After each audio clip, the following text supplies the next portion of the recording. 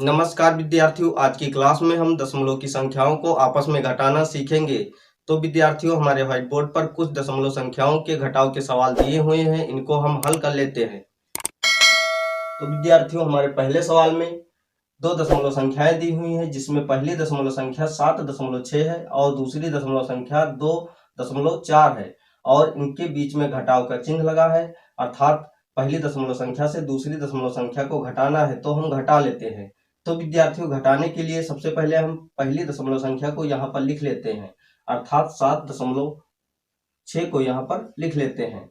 अब दूसरी दशमलव संख्या अर्थात 2.4 के दशमलव बिंदु को पहली दशमलव संख्या के दशमलव बिंदु के ठीक सीध में नीचे लगा लेते हैं।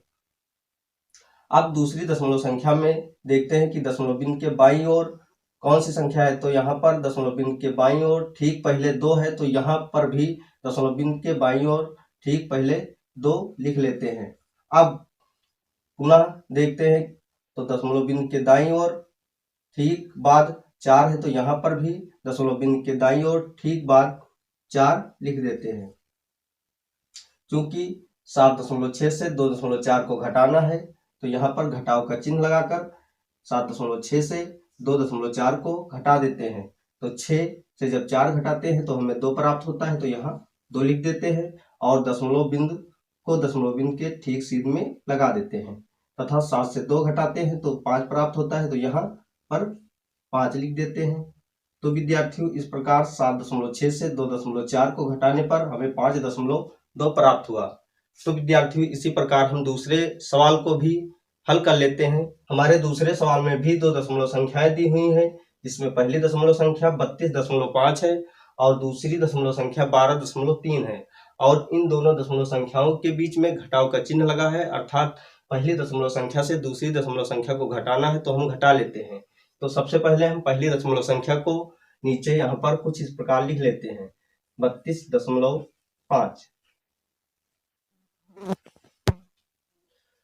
अब दूसरी संख्या के दशमलव बिंदु को पहली संख्या के दशमलव बिंदु के ठीक सीध में नीचे लगा लेते हैं, इस प्रकार लगा लेते हैं तथा दूसरी संख्या में देखते हैं कि दशमलव बिंदु के ठीक पहले कौन सी संख्या है। तो यहाँ पर दशमलव बिंदु के ठीक पहले 2 है, तो यहाँ पर 2 लिख लेते हैं और दूसरे स्थान पर देखते हैं तो दूसरे स्थान पर 1 है, तो यहाँ पर 1 लिख लेते हैं। अब दशमलव बिंदु के ठीक बाद देखते हैं कौन सी संख्या है। तो विद्यार्थी, दशमलव बिंदु के ठीक बाद 3 है, तो यहाँ पर 3 लिख लेते हैं। चूंकि 32.5 से 12.3 को घटाना है, तो यहाँ पर घटाव का चिन्ह लगा लेते हैं और 32.5 से 12.3 को घटा देते हैं। तो सबसे पहले 5 से 3 को घटाते हैं, तो 5 से 3 को घटाने पर हमें 2 प्राप्त होता है, तो यहाँ पर 2 लिख लेते हैं। अब दशमलव बिंदु को दशमलव बिंदु के ठीक सीध में लगा लेते हैं तथा 2 से 2 को घटाते हैं तो 0 प्राप्त होता है, तो यहाँ 0 लिख लेते हैं और 3 से 1 को घटाते हैं तो हमें 2 प्राप्त होता है, तो यहाँ पर 2 लिख लेते हैं। तो विद्यार्थियों, इस प्रकार 32.5 से 12.3 को घटाने पर हमें 20.2 प्राप्त हुआ।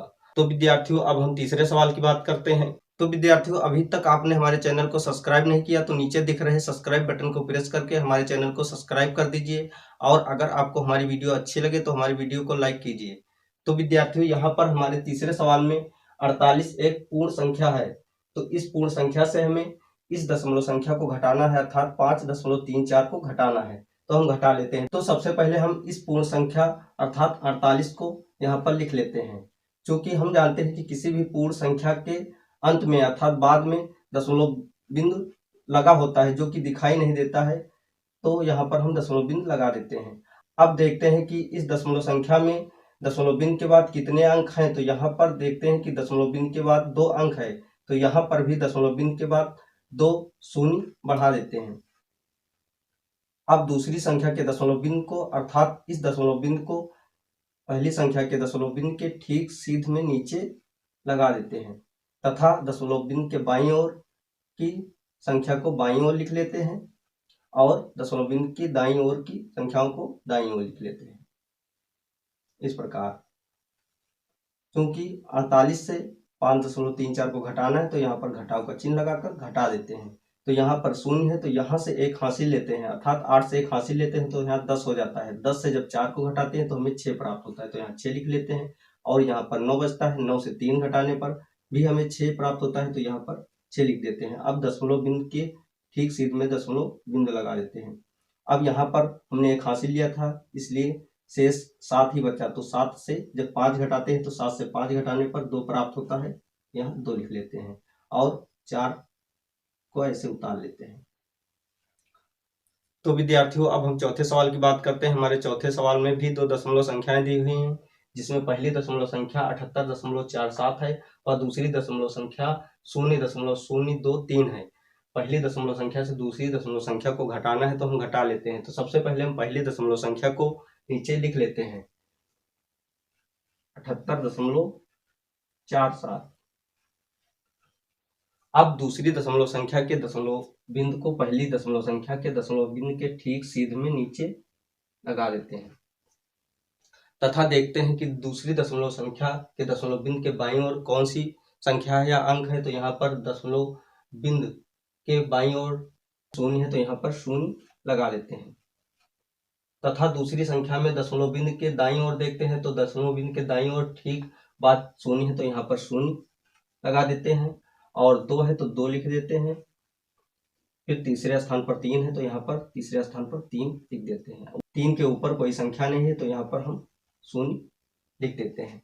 अब घटाव का चिन्ह लगाकर 78.47 से 0.023 को घटा देते हैं। तो यहाँ पर शून्य है, शून्य से 3 घटेगा नहीं, तो यहाँ से एक हासिल लेते हैं, अर्थात 7 से एक हासिल लेते हैं, तो यहाँ पर 10 प्राप्त होता है। 10 से 3 घटाने पर हमें 7 प्राप्त होता है, तो यहाँ पर 7 लिख लेते हैं। अब यहाँ पर 6 ही शेष बचे, तो 6 से 2 घटाने पर हमें 4 प्राप्त हुआ, तो 4 लिख लेते हैं तथा 4 से 0 घटाने पर 4 प्राप्त होता है, तो यहाँ पर 4 लिख लेते हैं। अब दशमलव बिंदु को दशमलव बिंदु के ठीक सीध में लगा देते हैं। अब दशमलव बिंदु के बाईं ओर की संख्याओं को भी घटा लेते हैं, तो 8 से 0 घटाने पर 8 और 7 से 0 घटाने पर 7 प्राप्त होता है। तो विद्यार्थियों, इस प्रकार 78.47 से 0.023 को घटाने पर हमें 78.447 प्राप्त हुआ। तो विद्यार्थियों, अब हम पांचवें सवाल की बात करते हैं। तो विद्यार्थियों, हमारे पांचवें सवाल में पहली दशमलव संख्या है 0.527 और दूसरी दशमलव संख्या है 0.0024। तो पहली दशमलव संख्या से दूसरी दशमलव संख्या को घटा लेते हैं। तो सबसे पहले पहली दशमलव संख्या लिख लेते हैं 0.527। अब दूसरी दशमलव संख्या के दशमलव बिंदु को पहली दशमलव संख्या के दशमलव बिंदु के ठीक सीध में नीचे लगा लेते हैं। अब दूसरी संख्या में देखते हैं कि दशमलव बिंदु के बाईं ओर कौन सी संख्या है। तो यहाँ पर दशमलव बिंदु के ठीक पहले शून्य है, तो यहाँ पर भी दशमलव बिंदु के ठीक पहले शून्य लिख लेते हैं तथा दाईं ओर देखते हैं तो दशमलव बिंदु के ठीक बाद शून्य है, तो यहाँ पर शून्य लिख लेते हैं। वह दूसरे स्थान पर भी शून्य है, तो यहाँ पर भी शून्य लगा देते हैं तथा तीसरे स्थान पर 2 है, तो तीसरे स्थान पर 2 लिख लेते हैं और चौथे स्थान पर 4 है, तो चौथे स्थान पर 4 लिख लेते हैं। अब हम ऊपर वाली संख्या में शून्य बढ़ा लेते हैं, क्योंकि ऊपर वाली संख्या से नीचे वाली संख्या को घटाना है, इसलिए हम घटाव का चिन्ह लगाकर ऊपर वाली संख्या से नीचे वाली संख्या को घटा लेते हैं। क्योंकि 0 से 4 घटेगा नहीं, तो 7 से एक हासिल लेते हैं, तो यहाँ पर 10 हो जाता है। 10 से 4 घटाते हैं, तो 4 घटाने पर हमें 6 प्राप्त होता है, तो यहाँ पर 6 लिख देते हैं। और 7 के स्थान पर 6 शेष बचते हैं, तो 6 से 2 घटाने पर 4 प्राप्त होता है, तो यहाँ पर 4 लिख देते हैं। 2 से 0 घटाने पर 2 ही प्राप्त होता है, 2 लिख लेते हैं। 5 से 0 घटाने पर 5 ही प्राप्त होता है, 5 लिख लेते हैं। अब दशमलव बिंदु के ठीक सीध में दशमलव बिंदु लगा देते हैं। बाईं ओर 0 है, तो यहाँ पर बाईं ओर 0 लिख लेते हैं। तो विद्यार्थियों, 0.527 से 0.0024 घटाने पर हमें 0.5246 प्राप्त हुआ। तो विद्यार्थियों, इसी प्रकार हम छठे सवाल की बात करते हैं। तो छठे सवाल में भी 2 दशमलव संख्याएं दी हुई हैं। पहली दशमलव संख्या से दूसरी दशमलव संख्या को घटा देते हैं। तो सबसे पहले पहली दशमलव संख्या अर्थात 435.78 को लिख लेते हैं। अब दूसरी संख्या के दशमलव बिंदु को पहली संख्या के दशमलव बिंदु के ठीक सीध में नीचे लगा देते हैं तथा बाईं ओर देखते हैं तो दशमलव बिंदु के बाईं ओर 6 है तो यहाँ पर भी 6 लिख लेते हैं और दूसरे स्थान पर 2 है तो यहाँ पर 2 लिख लेते हैं। तीसरे स्थान पर कोई संख्या नहीं तो यहाँ पर 0 लिख देते हैं। अब दशमलव बिंदु के दाईं ओर देखते हैं तो दाईं ओर 4 है तो विद्यार्थियों यहाँ पर भी 4 लिख देते हैं और दूसरे स्थान पर 3 है तो 3 लिख देते हैं और तीसरे स्थान पर 5 है तो 5 लिख देते हैं। ऊपर वाली दशमलव संख्या में यहाँ पर कोई अंक नहीं है तो यहाँ पर 0 लगा देते हैं। अब ऊपर वाली संख्या से नीचे वाली संख्या को घटाव का चिन्ह लगाकर घटा देते हैं। तो विद्यार्थियों यहाँ पर 0 है, 0 से 5 घटेगा नहीं तो 8 से 1 हासिल लेने पर यहाँ पर 10 हो जाता है तो 10 से 5 घटाते हैं तो 5 प्राप्त होता है, 5 लिख लेते हैं। और यहाँ 7 से बचते हैं तो 7 से 3 घटाने पर 4 प्राप्त होता है तो यहाँ पर 4 लिख लेते हैं। और 7 से 4 घटाने पर हमें 3 प्राप्त होता है तो यहाँ पर 3 लिख लेते हैं और दशमलव बिंदु के ठीक सीध में दशमलव बिंदु लगा देते हैं तथा दशमलव बिंदु के बाईं ओर की संख्याओं को इसी प्रकार घटा देते हैं। 5 से 6 घटेगा नहीं तो यहाँ से अर्थात 3 से 1 हासिल लेंगे तो यहाँ 15 हो जाएगा। 15 से 6 घटाने पर 9 प्राप्त होता है तो 9 लिख लेते हैं। क्योंकि 3 से 1 हमने हासिल लिया था तो यहाँ पर शेष 2 ही बचा तो 2 से जब 2 को घटाएंगे तो 0 मिलेगा तो यहाँ पर 0 लिख लेते हैं। और 4 से 0 घटाने पर 4 ही प्राप्त होगा, 4 लिख लेते हैं।